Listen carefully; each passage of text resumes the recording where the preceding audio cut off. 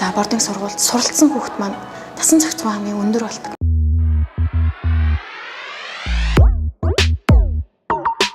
Багаар ажиллах, бусдтай харилцаа тогтоох буюу нийгэмшгүй. За үүнээс гадна хичээл сургалтын үйл ажиллагаагаар танин мэдхүн ур чадваруудыг эзэмшээд явж байдаг. Ер нь л хүмүүстэй л би юу нэрэлцдэг төрлийн хүн л дээ. Ээжтэйгээ, аавтайгаа, өшил найз. Тэгээ ер нь сэтгэл зүйч багштай. Сонсон, төвчин, ярилцсан. Болохгүй бол сэтгэл зүйчтэйгээ ирж ярилцсан. Талыг нь эзлэн шүү дээ. Одоо ингээ хүн чинь одоо готрongууд бие настайгаал готрон өвдөн тийм болохоор сэтгэл зүйгээ сайн гэдэг. За хамгийн гол нь манай сургууль дээр хичээлээс гадуурх үйл ажиллагаа маань өөрөө сэтгэл зүйн боловсрол гэдэг зүйлтэй нэгт холбоотой явдаг учраас хүүхдүүд маань өөрсдийн сэтгэл зүйн хувьд бие хүн рүү болж төлөвшөх.